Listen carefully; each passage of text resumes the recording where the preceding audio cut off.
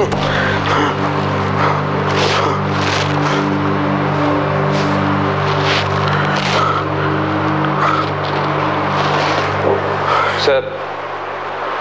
Babe.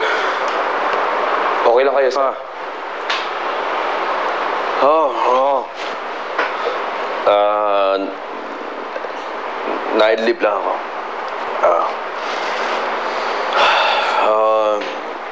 Hindi ba meron tayong transaction namin gabi? Opo, sir. Planchado na ba yan? Okay na. Pero ang tanong, sir, kung okay pa rin ba kayo ni Mayor? Di ba may problema kayo? Huwag mong problemahin yun at ako mismo ayos nun.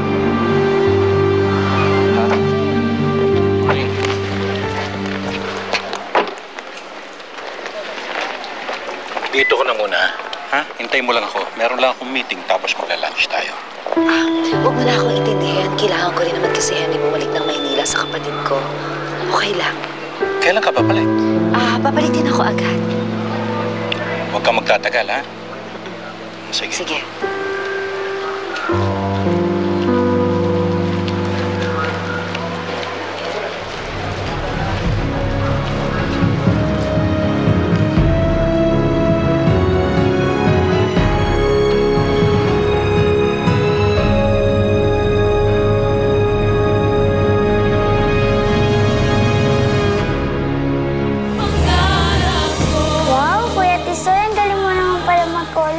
Kanino mo ibibigay yan? Hindi ko ito ibibigay. Papakita ko lang ito sa isang babae. May gagawin ka ba? Baka gusto mo sumama sa amin. Salamat na lang, Iza. Kasi may hinihintay pa ako. Let's go.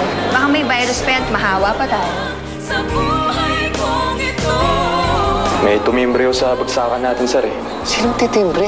May nakaaway ba kayo, sir? Baka yun yung sumbong sa atin.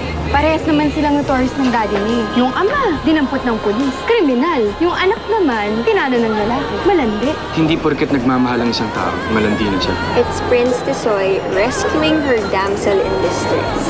Kaganda niyo pero kapangit ng mga ugali niyo.